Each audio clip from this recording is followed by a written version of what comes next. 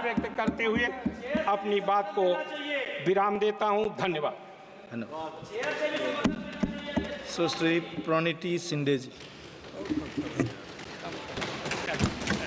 अध्यक्ष महोदय, आपने मुझे बजट के ऊपर बात करने के लिए मौका दिया, मैं आपका तहे दिल से शुक्रिया अदा करती हूँ। हम भारत के लोग, जो हमारे संविधान की प्रस्तावना है, इन 4 शब्दों में भारत की ताकत और महानता छुपी है। न कोई जात, न धर्म, न भाषा, न पहराव, सिर्फ हम भारत के लोग। इसी में ही हमारी पहचान है और इसी में हमारी गरिमा बसी हुई है। पर पिछले कुछ सालों में इस पहचान को, इसी ताकत को धर्म की राजनीति से कमज़ोर बनाया गया है। आज 2024 के बजट पर बात करने के लिए आपने मुझे मौका दिया। मैं थोड़ा आपको इतिहास में ले जाना चाहती हूँ। हम सब जानते हैं और पूरा विश्व ये मानता है कि कुछ शतकों पहले भारत सोने की चिड़िया थी। उस समय जीडीपी और इस प्रकार की चीज़ें नहीं थी, पर भारत इकोनॉमिकली और कल्चरली विश्व की एक महाशक्ति थी। और हम ये भी जानते हैं कि भारत में शूरवीरों की कोई कमी नहीं थी। बावजूद इसके मुट्ठी भर हमलावरों ने हमें कई बार लूटा, और न सिर्फ लूटा, हमें सैकड़ों साल गुलाम बनाए रखा। ऐसे क्यों हुआ? पहले मुगल, फिर अंग्रेज ने भारत पर राज किया। ये वो कर पाए क्योंकि सोना, चांदी, हीरे जवाहरात, पैसे की कोई कमी नहीं थी। लेकिन कमी सिर्फ एक बात की थी, और वो थी सामाजिक एकता की। धन, दौलत, ताकत कुछ मुट्ठी भर राजाओं और समाज के ठेकेदारों के पास थी। 90% समाज प्रताड़ित था, और मैं ये कहूँगी कि जानबूझकर इन्हीं समाज के ठेकेदारों के द्वारा देश गरीब रखा गया था। आज हमारा देश दुनिया की 5वीं लार्जेस्ट इकोनॉमी है, और मुझे ये उम्मीद ही नहीं बल्कि पूरा विश्वास है कि हम जल्द ही दुनिया की पहले नंबर की इकोनॉमी बनेंगे, क्योंकि इसके प्रगति की मजबूत नींव स्वतंत्रता के बाद के सरकार ने रखी थी। पर इसी के साथ आज हम सामाजिक तौर पर जात, पात, धर्म की शाखाओं में बिखरते जा रहे हैं, कमज़ोर होते जा रहे हैं। फाइनेंशियल इनइक्वालिटीज़ बढ़ती जा रही है। पैसा और सत्ता कुछ चंद ठेकेदारों के पास संचित हो रहा है, या मैं ये कहूँगी कि सत्ता की लालसा में ऐसा करवाया जानबूझ के जा रहा है। मेरी ये सब बातें कहने का तात्पर्य यही है कि समाज की प्रगति सिर्फ मजबूत इकोनॉमी से ही नहीं, समाज की एकता में है, और हमें इतिहास में हुई गलतियों को दोहराने से बचना चाहिए। बीजेपी पिछले 1 दशक से सत्ता में है, पर इनके मुताबिक आज भी हिंदू खतरे में है। क्या ये हकीकत है, या फिर बीजेपी हिंदुओं को इस डर में रखकर अपनी राजनीति चमका रही है? आप बताएं, जो संस्कृति हजारों साल गुलामी के जंजीर में जकड़ी पड़ी है, रहने के बावजूद जिंदा है, जिंदा ही नहीं सारे विश्व में अपना डंका बजा रही है, वो खतरे में कैसे आ सकती है? पर फिर सोचने पर मुझे महसूस होता है कि बीजेपी और उनकी नीतियां की वजह से हिंदू खतरे में है। एक नदी के बहाव की तरह बहती चली आ रही हमारी हिंदू संस्कृति है। सामने आने वाले हर कट्टरता के पहाड़ों को काटते हुए, हर पत्थर के सेंध लगाते हुए वो बह रही है। उसके बहाव को ना कोई तलवार काट सकती है, ना ही कोई पहाड़ रोक सकता है। पर आज दुर्भाग्यवश उसी नदी के बहाव रोककर कट्टरता में ढालने की कोशिश की जा रही है, और मैं समझती हूँ कि यही भारतीय संस्कृति के पतन का कारण बन सकता है। अध्यक्ष महोदय, डॉक्टर बाबा साहेब अम्बेडकर ने बनाए गए संविधान के बदौलत पिछड़े और दलित वर्ग को आरक्षण के जरिए समाज में स्थान और सम्मान मिला, पर आज वह आरक्षण भी इनके नजरों में खटक रहा है। इसीलिए सभी सरकारी और निम्न सरकारी कंपनीज का प्राइवेटाइजेशन करके इनडायरेक्टली आरक्षण खत्म करने का षड्यंत्र बीजेपी कर रही है। स्पीकर सर, इनके मुताबिक गए 2014 के पहले कोई भी अच्छा काम देश में नहीं हुआ, और कुछ महानुभावों के मुताबिक देश आज़ाद ही 2014 में हुआ। खैर, आप कितनी भी कोशिश कीजिए, लेकिन इस सच्चाई को नहीं झटला सकते कि आज जो भारत चांद पर पहुंचा, उसकी नींव इसरो के रूप में पंडित नेहरू जी ने रखी थी। 2014 से बीजेपी अपने झूठे प्रोपेगेंडा से कांग्रेस की लेगेसी को मिटाने की पुरजोर कोशिश कर रही है, पर इनकी लाखों नॉन बायोलॉजिकल कोशिश के बावजूद दुनिया इस देश को नेहरू गांधी का देश ही मानेगी। ये दुनिया की किसी भी कोने में जब जाते हैं तो इनको गांधी जी के प्रतिमा के सामने ही नतमस्तक होना पड़ता है। ऐसी सरकार और ऐसे वित्त मंत्री से हम क्या उम्मीद करें जो प्याज के बढ़ते दाम के सवाल पर कहती है कि दाम बढ़ते हो तो बढ़ने दो, मैं प्याज नहीं खाती। स्कूल कॉलेज के फीस बढ़ते हैं तो बढ़ने दो, हम शिक्षा नहीं भक्त बढ़ाते हैं। पर फिर भी जनता की प्रतिनिधि होने के नाते मेरा दायित्व है कि मैं लोगों के प्रश्न इस सदन में समक्ष पेश करूं। अध्यक्ष महोदय, पंतप्रधान किसान सम्मान योजना के बारे में मैं बोलना चाहती हूं। पंतप्रधान किसान योजना के माध्यम से किसानों को सालाना 6,000 रुपए दिए जाते हैं। 2,000 रुपए 3 इंस्टॉलमेंट्स में दिए जाते हैं। 2,000 रुपए दिए जाते हैं, लेकिन 18% फर्टिलाइजर्स के सैक पे उनको जीएसटी के माध्यम से देना पड़ता है। एक किसान एक साल में कम से कम 1 लाख के फर्टिलाइजर खरीदता है, तो आप 6,000 रुपए देते हो लेकिन 18,000 उनसे लेते हो। ये किस तरह की नाइंसाफी हुई उस किसान पे? आप मजाक उड़ा रहे हो उस किसान का। 6,000 रुपए देते, 18,000 रुपए जीएसटी के माध्यम से लेते हो। जब यूपीए की सरकार थी तब फर्टिलाइजर्स और औजारों पे से जीएसटी एग्जेम्प्ट की गई थी।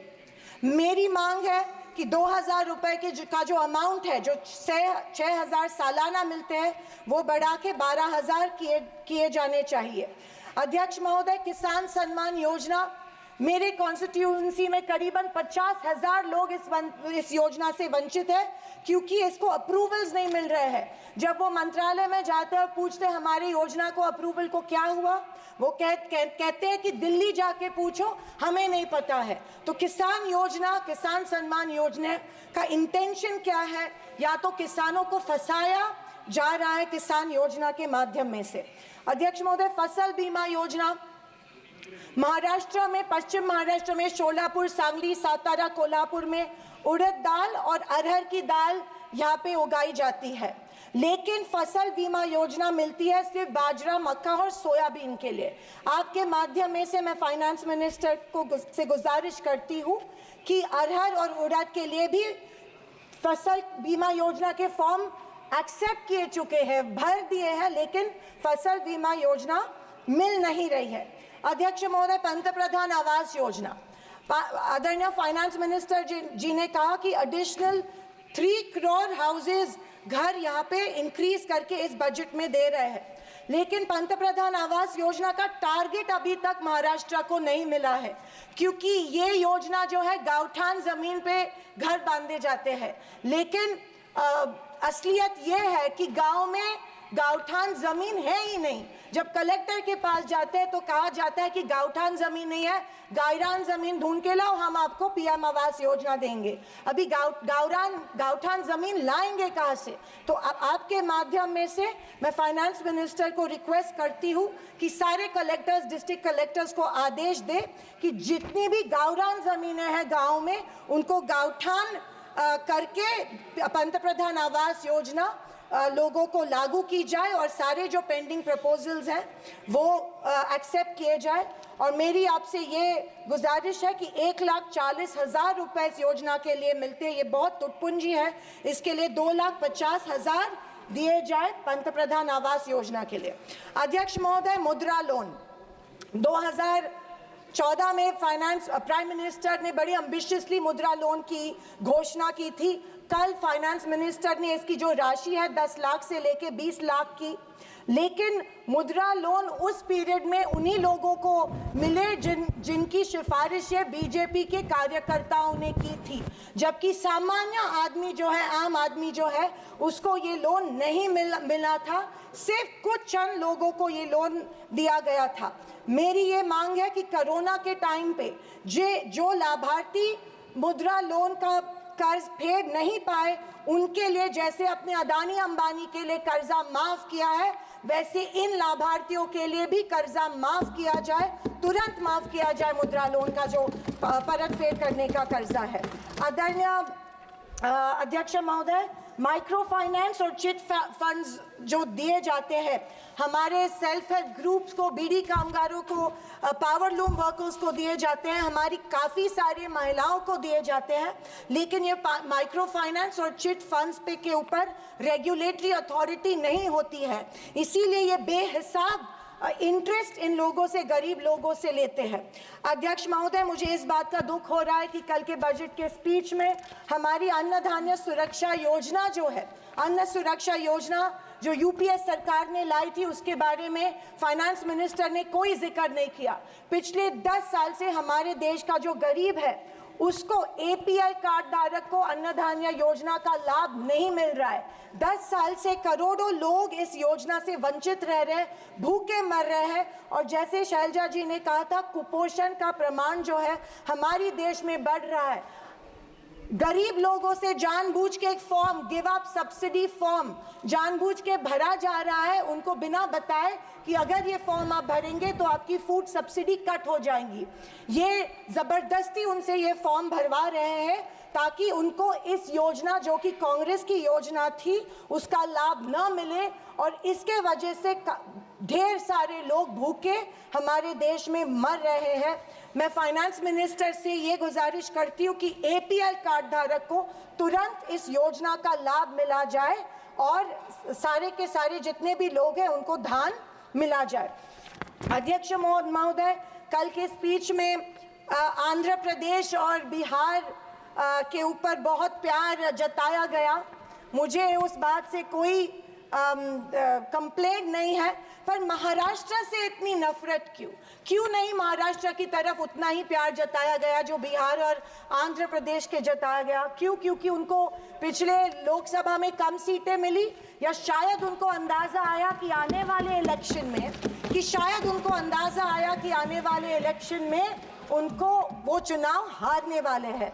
मैं वित्त मंत्री को बताना चाहती हूँ कि महाराष्ट्र में हिंदवी स्वराज की नींव महाराष्ट्र में रखी गई थी। कणखर देशा, राकट देशा, दगडाचा देशा, महाराष्ट्र देशा, ये हमारे प्यारे महाराष्ट्र के बारे में कहा जाता है, लेकिन अफसोस है कि महाराष्ट्र की तरफ कोई ध्यान नहीं दिया जा रहा है, सिर्फ महाराष्ट्र का इस्तेमाल किया जाता है। अध्यक्ष महोदय, रेलवेज के बारे में बोलूं तो रेलवेज में स्लीपर कोच की संख्या जो है वो कम कर रहे हैं और फर्स्ट क्लास और सेकंड क्लास की संख्या बढ़ा रहे हैं। देश का जो आम गरीब आदमी है वो स्लीपर कोच से ट्रैवल करता है, वो फर्स्ट क्लास और सेकंड क्लास से नहीं किया जाता है। मैं आपके माध्यम में से, मेडन स्पीच माध्यम में से गुजारिश करती हूँ कि स्लीपर कोचेस की संख्या बढ़ाई जाए। अध्यक्ष महोदय, मेरी शोलापुर के कुछ मांगे रखती हूँ और मैं समाप्त करती हूँ। हमारे शोलापुर में एयरपोर्ट है लेकिन एयर सर्विस नहीं है।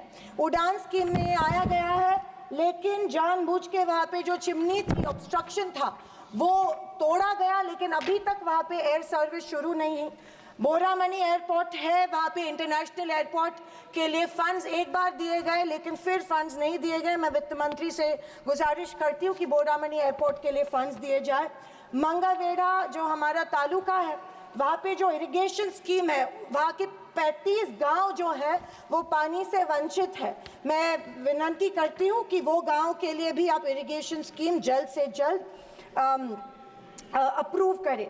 अंत में मैं यही कहना चाहती हूँ कि बीजेपी विपक्ष की अवहेलना कर रही है कि हमें इतनी सीट्स मिली, जनता ने अस्वीकार किया, पर आपके 400 पार का क्या हुआ? पर मैं उनसे कहना चाहूँगी कि हम स्वीकार करते हैं कि सरकार बनाने के लिए पर्याप्त सीट्स नहीं जीत पाए। हाँ, हम हमारी बातें जनता को बेहतर तरीके से शायद नहीं समझा पाए, लेकिन ये भी कहना चाहूँगी कि हार गए तो क्या हुआ, झोला उठा के चल नहीं देंगे, यही डटे रहेंगे।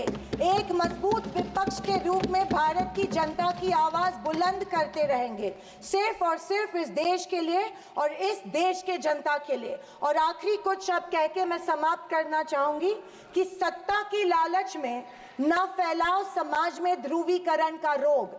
सत्ता की लालच में न फैलाओ समाज में ध्रुवीकरण का रोग, आपकी हस्ती मिटा देंगे हम भारत के लोग। जय हिंद, धन्यवाद, जय महाराष्ट्र। धन्यवाद। अन्य सदस्य श्री जगदीश शेट्टर जी। जगदीश